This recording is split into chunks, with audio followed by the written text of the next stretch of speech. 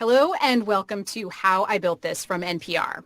And so you might be thinking, where is Guy Raz? Where is the host of the show? Where are the blue glasses? But don't worry, he is here. He's just on the other side of things today. My name is Stacey Vanek. I host Planet Money's Daily Indicator podcast, and I am here for a very special episode of How I Built This. I am interviewing Guy Raz. The tables have turned. If you have not heard, Guy has a book coming out on September 15th. It is called, here it is, How I Built This, The Unexpected Paths to Success from the World's Most Inspiring Entrepreneurs. And in it, Guy lays out some really fantastic practical advice for people starting their own businesses. There are, of course, a bunch of very powerful stories from some of the world's most successful entrepreneurs. And my personal favorite part, there is the story of Guy Raz himself and the creation of the show. Guy Raz, welcome to How I Built This. Hello, Stacey. Thank you. Thank you so much for doing this. Hello, everybody. This is like the book release party. This is a great book release party. I'm very honored to be here. And I mean, I hope you're not nervous. I am a little bit. Yeah. Because normally I get to just, sit back and ask questions and then just stay quiet. And then the pressure's on the other person. So it's, yeah. Well, not today. But this is a very, I mean, in a lot of ways, this is exactly like the kinds of interview that you do with your guests. So I feel like this is particularly exciting for people. Speaking of which, if you have a question for Guy Raz, you can send it in. We will be asking some of your questions live. You can send them in on Facebook, Twitter, YouTube, LinkedIn, the works. And so let's get started if you're ready, Guy. All right. I'm ready. Okay, I should say, by the way, that I'm in my broom closet. This is my dustpan. I'm not used to having the camera on, so this is very exciting for me too. It looks great. And if anybody watching does not listen to The Indicator, this is your cue because it is an amazing show. And Stacey is an incredible journalist and alum of Planet Money, which is one of my all-time favorite podcasts. So I love your broom closet studio. It looks awesome. I actually am very proud of it. I built it all myself. And thank you. I'm very proud of it. Great. Got scarves as a sound buffer. It's very DIY. I haven't quite realized that until I saw a reflection of it back at the screen and began to get a little self-conscious, but that's all right. You have a very professional studio. But anyway, to the book, The Important Business at Hand. My favorite part of the book, I have to say, and there are a lot, I mean, it's a really wonderful book. It's a very fun read and very interesting and very sort of innovative. But my favorite part is the story of how you built the show. So I wanted to start out with a little how I built this moment. Sure. Thought it would be kind of a nice meta moment. So you started in the book talking about growing up, and your parents were entrepreneurs, actually, which I didn't realize. So talk a little bit about that, because you were not necessarily drawn to entrepreneurs. No. I grew up at a time, I mean, my dad, he was an engineer, and he worked for a defense contractor as an engineer, and that was his career. My mom was a teacher, and at the age of 41, my mom and dad decided to start a business. My dad decided to leave his safe, comfortable job as an engineer. And my mom, stopped teaching, and they started a jewelry store selling pearls in downtown Los Angeles. And I remember as a kid, watching my mom and dad go through like lists of people to cold call and go door to door in downtown LA trying to sell their pearls. And it was tough going. I mean, they're, at 41, kind of with 3 children, starting his life again, his professional career again. And it was tough. I mean, a lot of late nights and a lot of struggle. And, I didn't really fully appreciate it as a kid, of course. I just, I noticed my parents coming home really late or leaving for downtown LA really early. But, as I got older and began to reflect on it, I realized how difficult it was to become an entrepreneur. And by the way, as you know, most entrepreneurs, that's what an entrepreneur is. It's not the founder of Airbnb or Uber. It's somebody who has a 1 or 2 person shop. And, I think over the course of my early life, it seemed to me that what I wanted to do was the opposite of that. I didn't want to be involved with that. That was Why not? What not a was it about stable that? life. What was it It about was that you didn't want a part of? exactly. It felt it just felt like the kind of life that didn't seem it didn't seem stable. It seemed very uncertain. And I also grew up at a time, where I think a lot of what we thought of as like business people or entrepreneurs, which wasn't widely used in the 80s. There were a lot of pitchmen on TV selling products that seemed to be kind of half-baked. And so when I was growing up, really I think the culture in the United States was to really encourage people to do well at school and go on to get a professional job as a lawyer or a doctor or work for a company. And I think like a lot of people of my generation, that was what seemed to be the right thing to do. So while I grew up watching entrepreneurs, I definitely grew up not wanting to become an entrepreneur, for sure. Certainly in my early part of my life. I am totally remember you like those infomercials when it was like, yes. You have trouble getting lids off of like cans of peanuts, and it's like, now you can buy this device with like free scissors and all the stuff, right? Yes, exactly. This was like entrepreneurs. That's true. The Norelco blade, as close as, saves as close as a blade or your money back, or the, whatever it was, the Ronco products, there were all of these infomercials on late night TV with pitchmen. And so when I was younger, I was very sort of skeptical of what, of people selling products, because to me it seemed, they seemed like a scam. Right.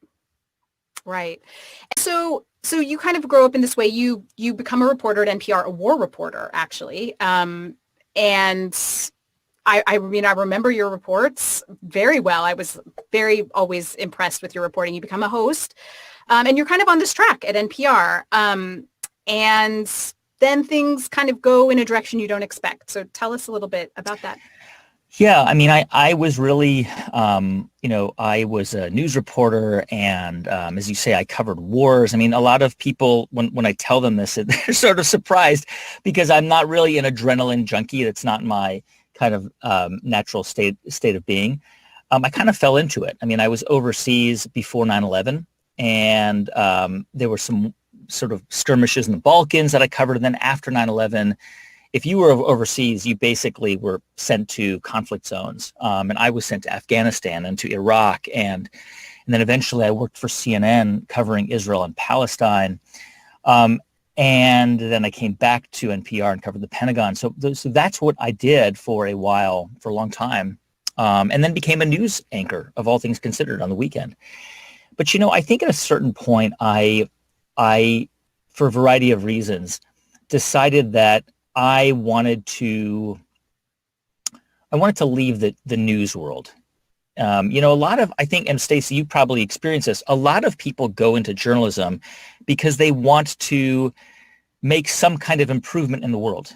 I think a lot of journalists are committed to the idea of spreading information and truths with the hope that the more people know those things and understand them, the sort of the better the national conversation will be, and the more engaged people will be, and the more rational our debates will be. And, steadily over the years of doing that, I didn't actually see that happening. I didn't feel like I was making that kind of contribution. So I had an opportunity to kind of jump ship in a sense, and to leave the news world, and then eventually to begin working on what are now, podcasts, what at the time were still podcasts, but this is in 2012 when podcasts were still relatively kind of fringe in a sense.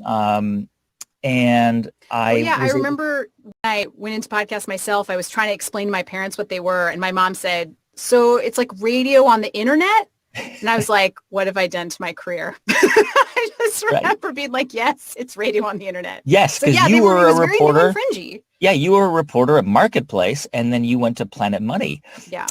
And I sort of left the news world and went and collaborated with TED, and we created this show called the TED Radio Hour. It was a show that had been created in the previous summer, and then I joined it, and then we kind of relaunched it.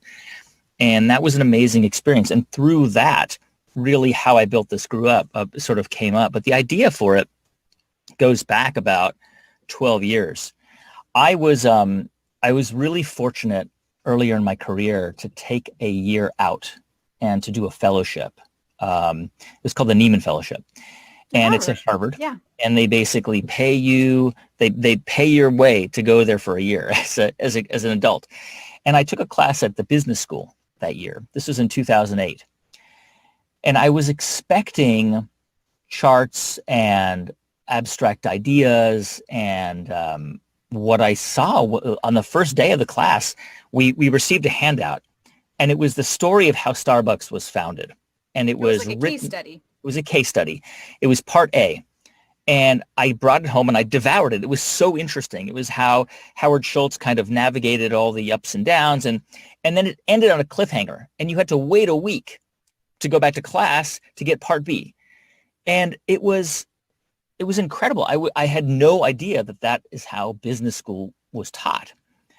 And meantime, this is what we do as journalists. We are storytellers.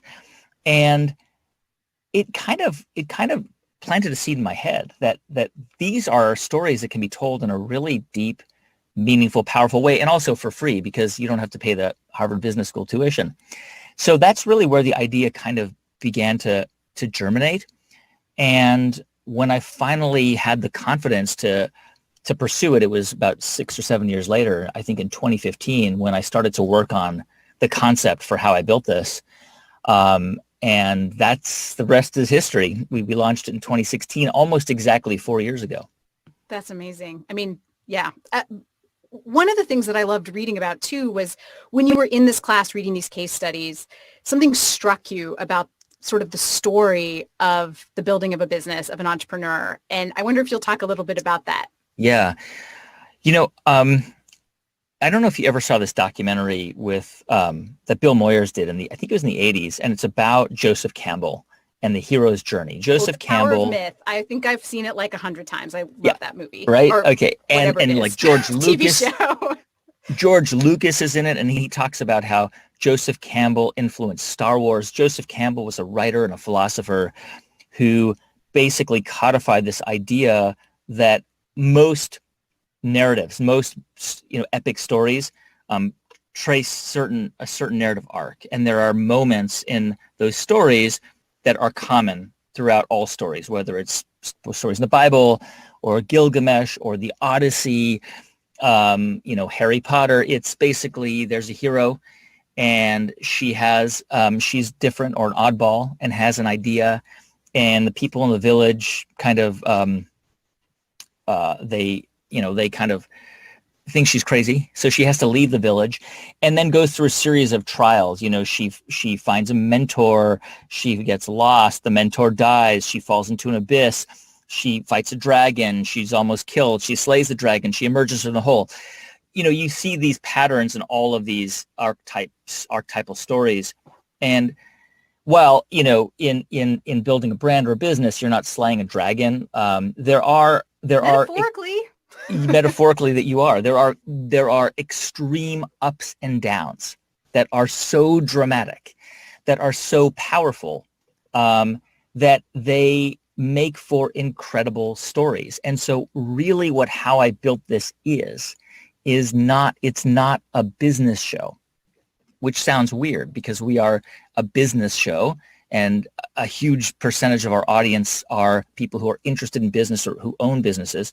It is a storytelling show told through the prism of business. That is what the show is. It's a series of dramas and dramatic, these dramatic, journeys that happen to be about business. So you have this idea and you have the background of a storyteller and a journalist, and you think these are the stories that people want to hear. And as humans, I feel like we are just drawn to the hero myth. I mean, Joseph Campbell makes the point that this is like pretty much universal. All cultures have a hero myth. It's everywhere. There's something very human about the hero's myth.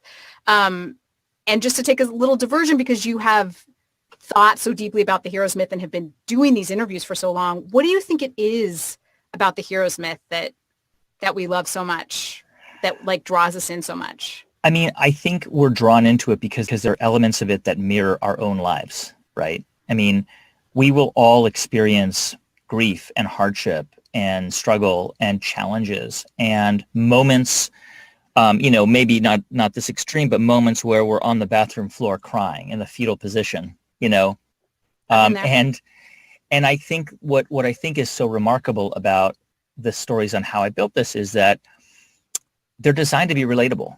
I want people to hear the story of Sarah Blakely and imagine Sarah Blakely going door to door selling fax machines. And, after the 100th person tells her, please leave our premises, no soliciting, you can picture her in her car just crying and saying, this is not what I want to do. This is not how I want to live my life. And I think anybody listening to that story can relate to it.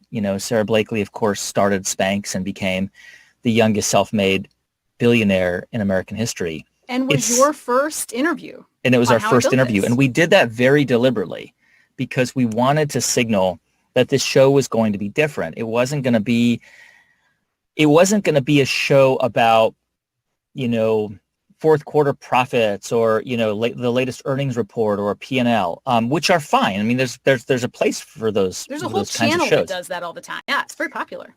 It was going to be a show about story and narrative-driven show that was full of wisdom, ideas, and practical advice, for people who don't have access to the many people we do. I'm very fortunate. I can talk to pretty much anybody that we want to talk to. And because we have that access, we also feel great responsibility to open that person up, to just kind of unpack their experiences so we can deliver it to our listeners and our audiences who don't get to spend 3 or 4 hours with Sarah Blakely, interrogating them about their lives. So did you have, I'm wondering how NPR responded to this, because I do feel like, I love public radio. I'm a lifelong public radioer, but there tends to be like a little bit of a conflict sometimes between the ideas of like business. I'm a business and economics reporter, so I think about this a lot. There's often a tension between the idea of making money seeming like a little untoward and like not what we do, and there's like a firewall between us and money. And so I'm wondering if you experienced any pushback, because the idea of interviewing entrepreneurs, that's just not a very natural public radio fit in weird cultural, just the culture of public radio way. I think public radio has changed so much, even since we launched How I Built This. How I Built This is really influenced by the best of public radio, like Radio Lab, This American Life. This American Life really transformed audio in America because that show created really, really powerful emotional resonance with listeners. That was the reason why I loved listening to the radio, because I would listen to that show when I first started out, in the late 90s, and it was so powerful. What we wanted to try and do with this show was something similar to it. So yes, at the beginning, there was certainly, some healthy skepticism, I would say. But I think that in general, the way the public radio system and the NPR system has looked at new shows has been, I think, so radically different. You hear it even on Planet Money or Code Switch or, Sam Sanders' program or, Embedded. The kinds of programs that are Throughline that are out there are just so radically different than what was, what we used to do in the past, which is natural. All organizations evolve. So, once we kind of took off and reached cruising altitude, we had incredible support, and NPR has been an amazing partner in this endeavor. Right. You have built a partnership at NPR. It's a kind of a unique situation. I feel like there aren't very many. There are definitely some entrepreneurs within public radio, but it's growing for sure. But it is something. You yourself became an entrepreneur in the process of celebrating the entrepreneur, I feel like. Yeah, which was again sort of an unintended consequence. But I think part of it is I have, I think like a lot of people who do work they love, you constantly have ideas. And so part of my own journey was realizing that I love to create things. I love to build new things. And even in the process of building How I Built This and then subsequently creating my own production company, I went on to create a children's production company with my very good friend Mindy Thomas and Meredith Halpern Ranzer, and we started a kids show called Wow in the World because we were passionate about kids programming too. So we have a business. It is a business. I mean, we make this show, but it is, we have to keep it sustainable and we have to keep it growing, and that's been an incredible experience. I will just pause and note that I am sweating profusely because I'm in the Bay Area and we are experiencing one of the worst heat waves in like 20 years. So Really? It's, I think, about 95 degrees in the studio. So I'm sorry for all this No, sweat. I have a really hot light on, and yeah, I'm not used to having, yeah, it's super hot in here too. My little keyboard's sticking to my legs, but that's okay. So you said something very interesting in your book, which captivated me, and maybe this is too insider baseball-y, but you said when you started the show, you'd done thousands of interviews with all kinds of different people in all sorts of circumstances, but that you were actually quite nervous for your first How I Built This interview, which very much captivated my mind because this is clearly, you're seeing something different about this. So I wonder, like, what was that first interview like for you, and why were you nervous? Yeah, I mean, it's funny. I don't, the way I think I express nerves is a little bit different. I mean, I get nervous, I experience a version of nervousness before every interview I do. I mean, we this week's episode is Radwagon, Mike Radenbach, and he was nervous, but I'm also nervous, and it's not nervous about the, meeting the person or being in a room with them or whatever it might be. I want it to be so powerful. I want the story to be so, so resonant. I want it to be worth our listeners' time. When I think about what I create and produce, I have a really simple formula. If you as a listener are going to give me an hour of your time, right? I have to make it worth your time. An hour of your time is extremely valuable. We have maybe 3 or 4 hours at most of free time to ourselves every day, and fewer if you've got people that you take care of. And I'm asking somebody to give me an hour of their time on a certain day to listen to How I Built This. I better be giving you something worth your time. And so that's really where the nervousness comes from. And, with Sarah Blakely, I wanted that first episode to be so powerful. I wanted us to send a signal that we were doing something different, that we were going to create a show about business that was going to sound different, that wasn't going to include the usual suspects, that was going to be full of diverse voices and stories. And so that's really where it came from. And of course, she was a wonderful first subject interviewee to have on the show. And subsequently, actually, she was one of the last people I saw before I stopped traveling. I saw her in Miami in March. We did an event together. And then I came back to San Francisco, and that was it. I haven't been on an airplane since.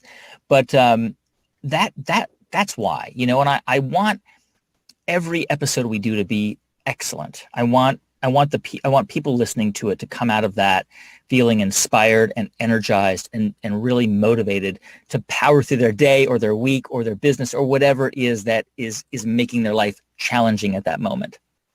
I'm wondering if there's like a moment from that interview that stands out in your mind where you thought, because this is like, you were risking a lot here. You had pitched this to NPR. This was your venture. You'd gotten this big get as far as an interview. You had, you had all the elements lined up, but this was a moment kind of to see if this was going to work. This was where the rubber met the road. And I'm wondering if there was a moment during the interview where you thought like, yes, this is this is going to happen? Probably from the first 30 seconds, because Really? she is so charismatic and wonderful and funny and dynamic and a wonderful storyteller and open. I mean, she has nothing to hide. And we can talk about this a little bit later, but one of the things on how I built this is that we have one precondition for everybody who comes on the show, and it's very simple. It's we don't accept any preconditions. And we don't say that Your to be precondition difficult. is that you don't accept preconditions? Right. We don't say that to be difficult or to embarrass people, but a lot of famous people are used to doing interviews where there's kind of a give and take. Like, I won't talk about this, they won't talk about that, they won't talk about that. And I totally respect that. That's absolutely fair enough, especially when it comes to celebrities who want to protect their privacy. On our show, our general rule is we can't do that because we are avatars for our listeners, for our audience. Our audience expects us to ask the questions that they want answers to. And so what I always say to our guests is, look, this is a 360-degree view of who you are. There's nobody on planet Earth who is perfect. Every single person has flaws. Everybody's made mistakes. Everybody's done stupid things. That's the point of the show. It's to show your entire journey, this full contextualized story of who you are, what you did, the mistakes you made, why you did them, what you learned from them along the way. So, and I think that's been really, that's been a really important part of why the show connects with people, because I'm actually much less interested in success than I am in failure. We learn so much more from people's failures than we do from their successes. And so we really do drill down on the moments of crisis and success.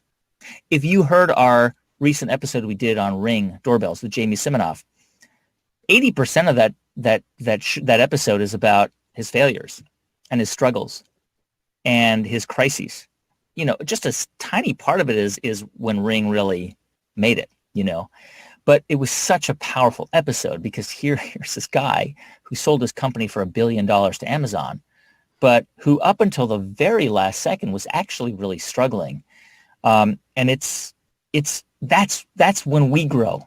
That's when I grow as an entrepreneur, when you as a listener grow as an entrepreneur, and when I grow as a storyteller. When I learn from the hardships and the struggles and how people got through them, because I also internalize those, and they also help me think about how to break through challenging moments and times when I'm going through them. Yeah, I also think the hero's myth can give a meaning to difficult times, which I feel like is especially important in difficult times, like we're all kind of going through right now as a country, and to many greater and lesser extents. But I do feel like one of the things that's so powerful about the hero's myth is when you hear it, you can see how the failure ultimately was part of the success. And I feel like that's a very powerful and important thing to hear over and over and over again. Like, I feel like it's one of those things you can't necessarily hear enough times. Right. Yeah. I mean, it's sort of why I structured the book that way, because, I'm not, I'm not the kind of person who naturally would naturally read business books. I do, of course, read more now than I used to. There's no getting out of it now. No getting out of it now. But I wanted, what I wanted the book to be was I wanted it to be a book where I could pick it up and I could say, okay, I can relate to this book. Like, this is a book that is for, it tells the journey of building a business from ideation to whatever the end might be, which is oftentimes there's no end, and I wanted it to be a series of stories that takes you along the journey and both implicitly and explicitly explains how to do it, how to start and create a business. And really, it was with the idea that, there are a lot of people out there who either are starting a business or want to start a business or just want to be inspired by the people who do these things. Because a lot of us, most of us, many people will work for big organizations, will work for companies. And I don't believe that being an entrepreneur just means that you're doing it on your own. You can actually, being entrepreneurial, I think, is a mindset. There are a lot of entrepreneurial people who work inside big organizations. There are a lot of entrepreneurial people at NPR. There are a lot of entrepreneurial people at Apple. I mean, the iPhone was invented by employees of Apple. Johnny Ive designed it. He was an internal entrepreneur, and I think that that way of thinking is a mindset that is very powerful. And so the idea behind the book is to say, here's how other people have done it. And by the way, they're no different than you. They're not superheroes. All they did was walk into the phone booth and put on the cape. Here is your guidebook and your map to get to the phone booth and put on the cape. And so I feel like I have to ask you, in the light of this, like, what was the biggest moment of struggle for you in starting the show? Was there a moment when, I don't know, you felt like it wasn't going to work, or you didn't want to do it, or when you? Yeah, I mean, there were certainly moments where I wasn't sure whether it was going to work. I had the incredible benefit of being able to tap into some of my most incredible colleagues. Neva Grant, who is now our editor, who was an editor with me on TED Radio Hour, who agreed to kind of, help develop the pilot with me, and Ramtin Arablouei, who is now the co-host of Throughline and the co-creator of that show. Ramtin was, he's a music producer and a DJ, and I had met him, and I just clicked with him right away. He was truly one of the kindest people I ever met in my life, and he did a project with me on TED Radio Hour, and I said to him, would you ever be interested in coming to work for NPR? And he said, yes. I said, if I find something, I will bring you back. And I had like a month, 1 month, basically 1 month opportunity to try and develop a pilot. And I called him, and he came and joined me for a month, and then ended up staying at NPR. And now, of course, Ramtin is, and Rund Abdel Fattah, who also worked with me on How I Built This, have gone on to create Throughline. So there were moments where it was certainly not clear whether it was going to happen. But I think what's important also to kind of note, and one of the reasons why I focus so much on crisis and struggle, is that, implicitly in How I Built This, right, the people who come on the show, we know they're successful. We know have achieved some level of success, not always financial, but they built something that's out in the world, that has had some kind of cultural impact. And so I think we often default into thinking that these people are superheroes. And that's why I focus so much on those moments of failure, the moments of crisis. When Jamie Siminoff is wondering whether they should take out a mortgage, a line of credit against their mortgage, and worrying that they're going to lose their house, or, James Dyson, pretty much broke at the age of 42 because he spent 7 years trying to perfect this vacuum cleaner, and everyone thinks he's crazy, or Gary Hirschberg, spending 8 or 9 years losing money while building Stonyfield yogurt, and not really sure whether it's going to work. Throughout my career, I've had so many failures that were so pivotal and so challenging and so difficult at the moment, but were so important in hindsight. Now that I can reflect on them and can think about those moments of failure, I really understand that they were so necessary and so important. The directions I didn't take, the jobs I didn't get, the positions I really wanted that never happened, and even moments where I thought, I'm sort of, maybe I wasn't meant to be a broadcaster. Maybe I wasn't meant to be an interviewer or a host or a journalist or whatever it might be. And I went through that so many times in my career, but they were so important because each time they pushed me to explore a different direction. And I think it's the same with all the founders in this show. Every time they run up against a failure or a setback, it forces them to look left and right and up and down and figure out an exit strategy, which usually then propels them to the next level. I'm wondering if there's like a specific example that you could give us of just a moment where at the time it seemed like very bad news, but you changed direction in a way that in retrospect was was quite important? Well, for me, I think one of the hardest, really one of the hardest moments for me professionally was I had always thought early in my, this is about 10 years ago, I had always thought that I wanted to be the main news anchor, one of the main news anchors on NPR. That to me was Yeah. A really important job, a prestigious job, and it is. And, for a variety of reasons, it wasn't going to happen. It wasn't going to be me. I wasn't going to be one of the main anchors. And that was hard because I had sort of thought that that was what I wanted to do. But in fact, it kind of was one of the reasons that I got out of the news side of things entirely, because I felt like my future wasn't in that part of my profession, that the news wasn't probably what I should be doing. And had that not happened, I wouldn't have gone on to collaborate with Ted to do the TED Radio Hour and then create How I Built This and co-create Wow in the World and do the other shows that I've done with Spotify and other partners. So, again, very difficult at the time, 10 years ago, but incredibly important for me on reflection. And I think had those things not happened, I wouldn't have had the opportunity to, pivot into a totally different direction. What is, sort of looking over these 4 years of the show, what is the show about to you?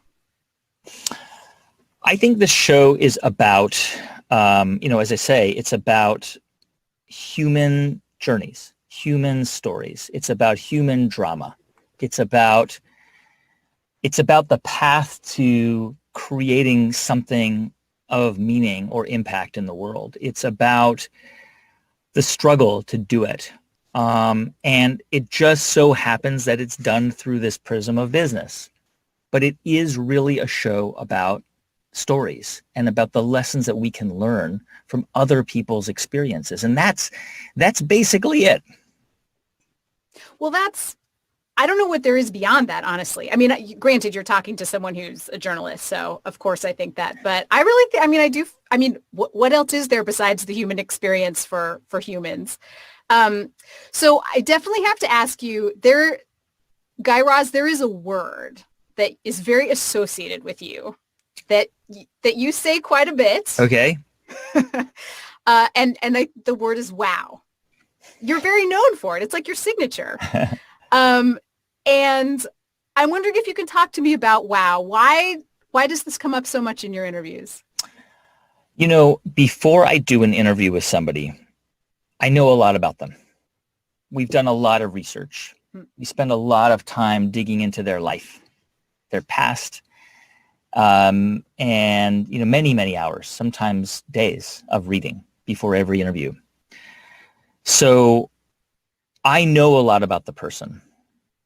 What I then do when I go into the interview is try and forget all of it and go inside of that person's head, because we are all living in our own movie, right? Our consciousness is basically our movie. Everyone's life is from their own perspective. And it's almost impossible, pretty much impossible, to get inside somebody's head and to see the world through somebody's perspective. What I'm trying to do is to get inside somebody's into the cockpit of their brain and to sit there, next to them with the steering wheel and relive that journey with them.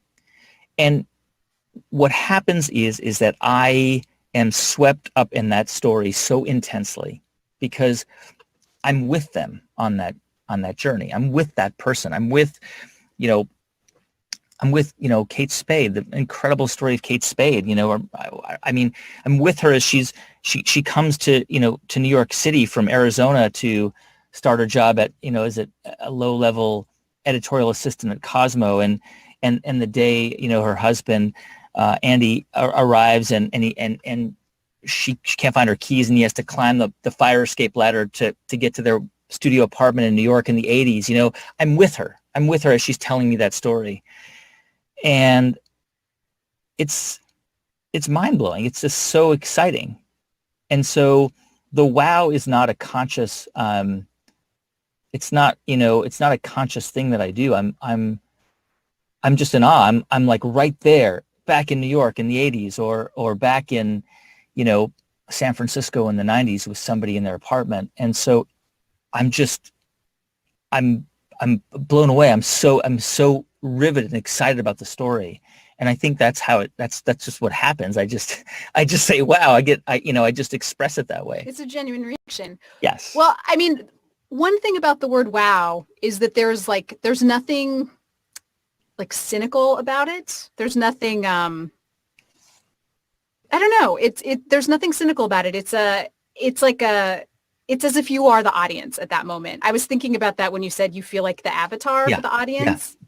I sort of feel like at that moment you're kind of watching the movie, which is a little bit different from like a normal interview style where, often as a reporter, and I'm 1,000% guilty of this, you'll be like, oh yes, of course. When someone, you know what I mean? There's always this temptation to be like, oh yeah, I knew that. But this is almost the opposite of that.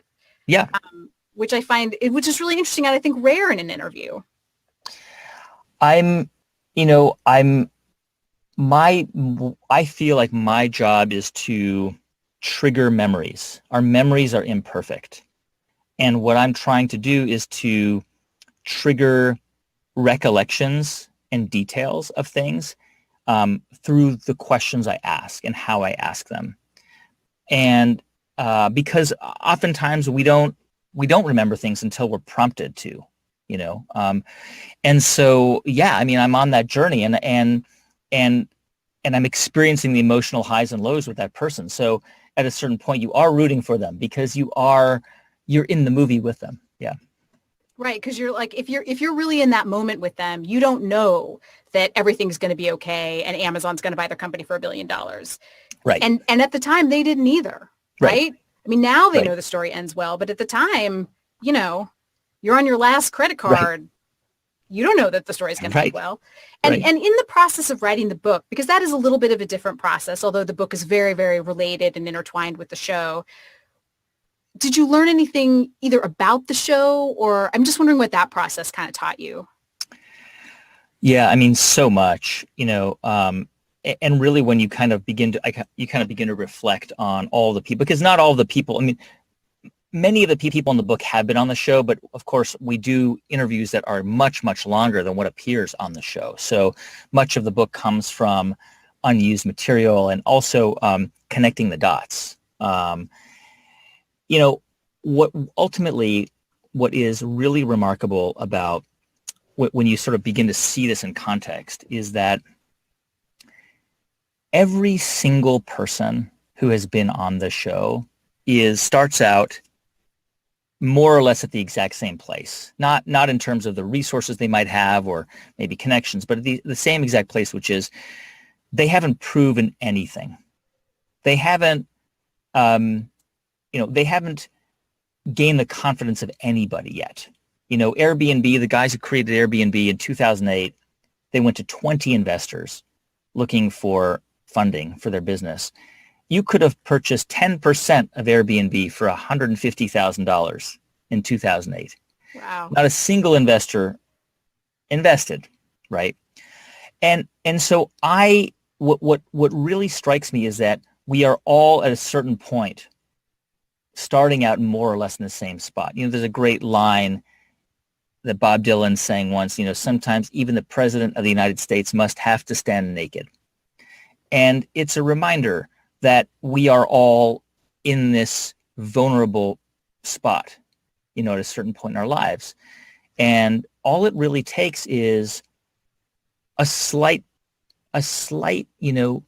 nudge, pivot, twist, turn, luck, hard work, call it whatever you want, but something that then gets you out of that moment of vulnerability. And that's what's really, incredible to me about all these stories. By the way, I have a question for you. Yeah.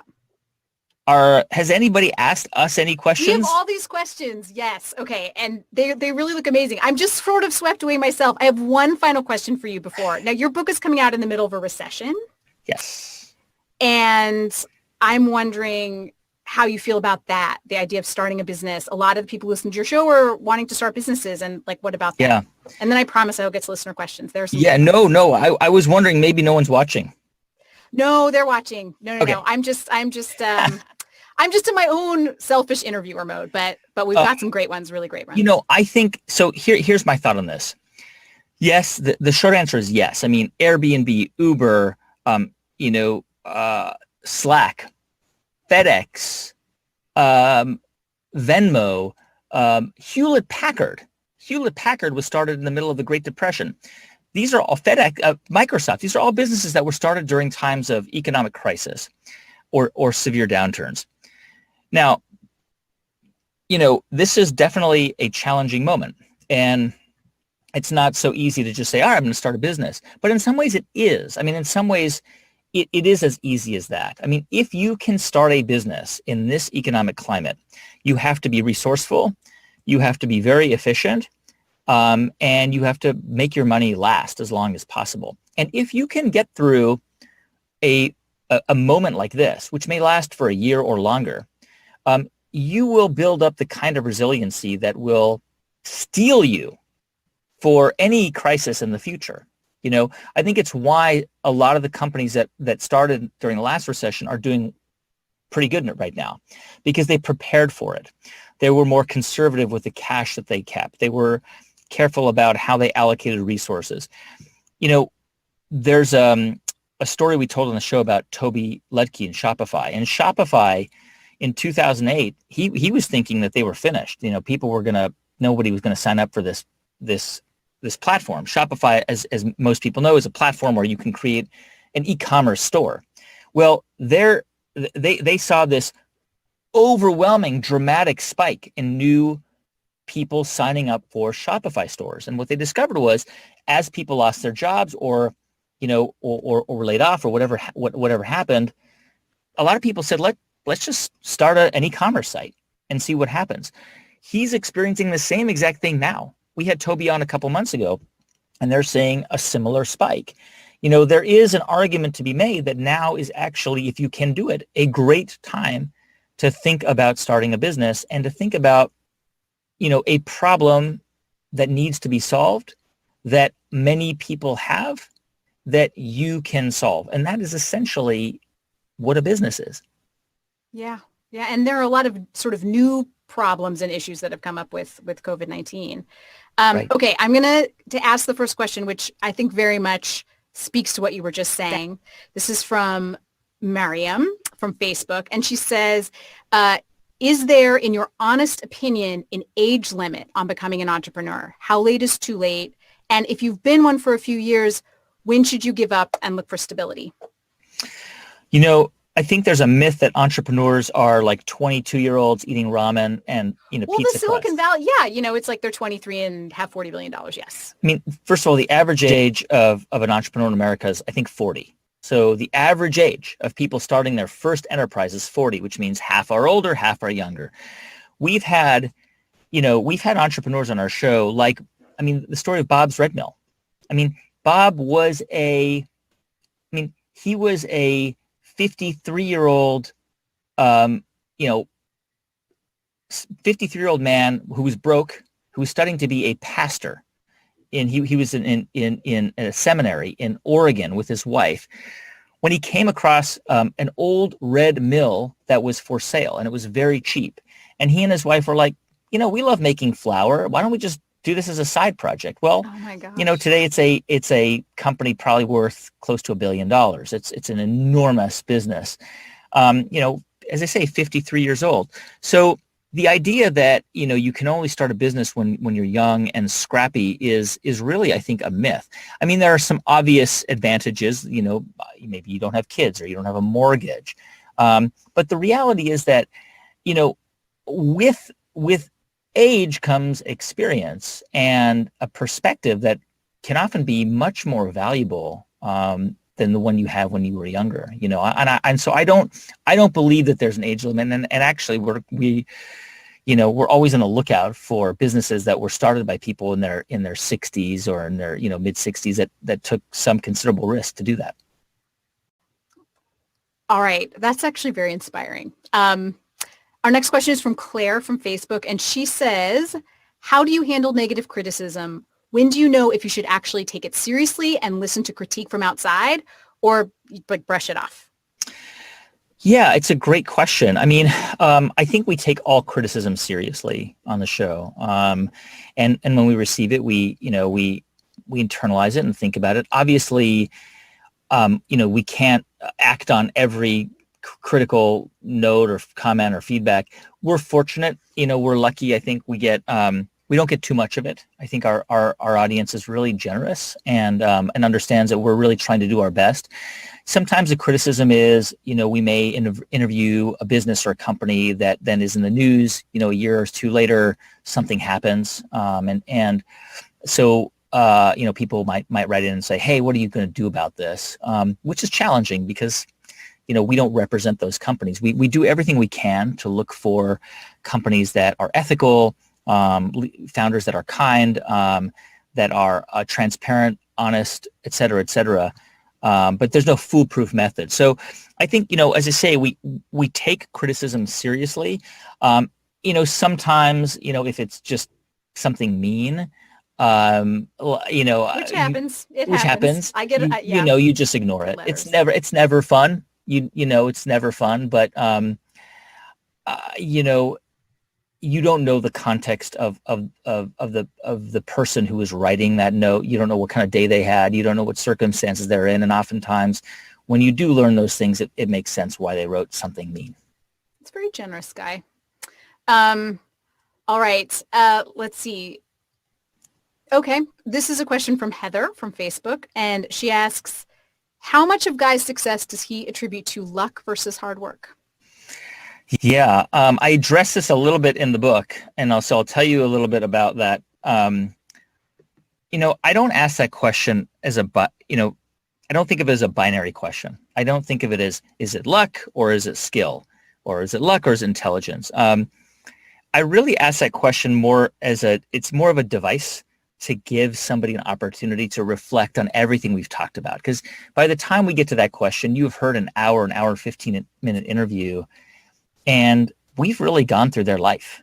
And here is a moment for the person to reflect on everything that we've talked about. I mean, how often do you reflect on your own life?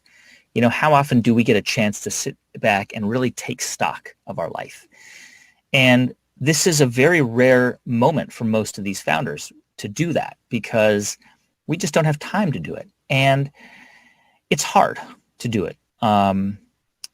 So I'm not looking for a specific answer to that question. I'm really looking just to hear their thoughts. There's no right or wrong answer. There's so many factors that play into success or perceived success. And those things can be access. It can be your background, certain inherited and some often unearned privileges that some people have based on where they were born, or with their gender, or their race, or their economic situation. All these are factors that contribute to outcomes that, I think we are having a deeper conversation about in our country, and even in countries around the world. In my case, I think like most people, of course, I work hard. I love what I do, but I always say that somebody working on a construction site works harder than anybody in Silicon Valley. Somebody waiting tables works harder than any billionaire, because it's a really hard job. Yeah. So hard work alone isn't enough, but it is important, and it is a factor.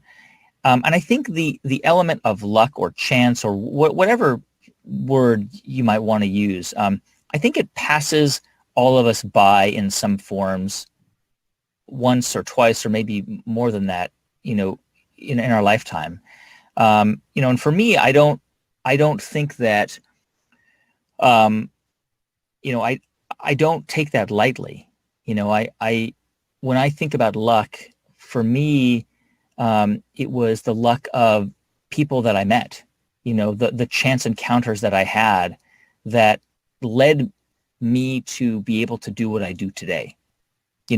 Sometimes those encounters were so random. The way I met my wife, it was random. And now, we've been together for 20 years, and without her in my life, I don't think I would have done How I Built This, or Wow in the World, or the other programs that I do, because she is the person I talk to about my ideas and go to for advice. So, so I think that there is an element of chance and luck and fate and fortune in some of the successes that I talk about on the show and some of my own. But it's part of a more complex series of things that that help to explain outcomes. Well, another sort of interesting thing is as you're talking with these entrepreneurs about failure, and you made the point that sometimes something that seems like a huge setback is actually the thing that turns someone onto a new path. So it's hard to know sometimes if something that happens, even that feels like bad luck, is bad luck or might be good luck. It can always it gets a little tricky in there sometimes with these journeys. Yeah, no, for sure. I mean, I think that's right. It really does. And it's why, I asked that question. It's sort of like, when you go to a museum, a museum is designed to, a museum atrium is designed in this way where you go in, you look at the art, and then you come out into the atrium and you're looking at this soaring atrium. Oftentimes, if you think about it, your favorite art museum, there's a soaring atrium, and they were designed deliberately for that reason, to kind of reflect on what you've just experienced. And that's sort of how the question is designed. Oh, I love that. We may be running out of time, but there's a question from Madeline from Facebook, which is great. The ladies are really bringing the great questions today, I have to say. And her question is, which company backstory surprised you the most? Oh my gosh. Big so one, many. I know. So many, but really one story that is just, just really amazing is the story of Urban One, which is the largest African-American owned radio network in the United States. It was started by Kathy Hughes. Kathy is, she's been on the show. She's just a friend of ours and an incredibly inspiring entrepreneur. And Kathy was a single mom who moved to Washington, D.C. in the 70s. She had a little baby boy. She worked for WHUR, an African-American, predominantly African-American oriented radio station in Washington, and kind of rose up the ranks until she decided she wanted to own her own radio station, but she had no money. And she went to 30 banks in the early 80s looking for a loan to buy a radio station in Washington, D.C., and 29 banks said no. She had 29 rejections, and she kept plowing through, and she got to bank number 30, and the loan officer approved the loan. She got the loan and struggled for the first 4 years. She lived on a sofa in the radio station with her son, who was going to school. He was an elementary school kid by that point, and struggled to make ends meet, to pay her bills. She was constantly negotiating with creditors to give her extensions, but eventually she turned it around. She turned around the format of the station. She brought on more advertisers, and over time built this incredible empire. And that backstory is just so remarkable because she truly came from incredibly humble origins to build, one of the most important radio networks and the largest African-American owned radio network and media, network in America. And I guess you could say that the 30th loan was luck, but also a lot of hard work. A lot of hard work. Yes. All right. Well, I think it's time for us to wrap up. I feel like we could talk for another hour. I have all these other questions, but thank you everybody for submitting your questions. Those were awesome. And Guy, thank you so much. This was such a privilege for me. Thank you.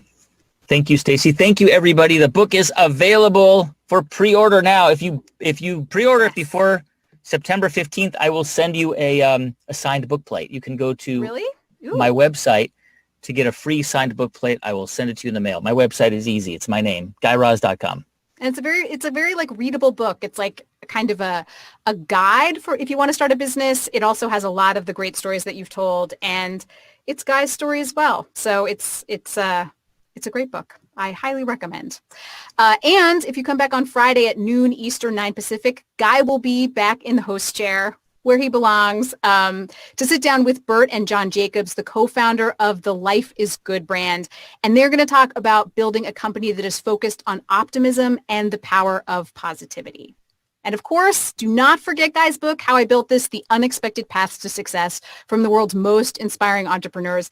It is available for pre-order. And I feel like the signed book plate's kind of that's kind of exciting. Yeah. You must have been signing a lot of, how many Yes. plates did you sign? I've signed, I think, 20,000 books.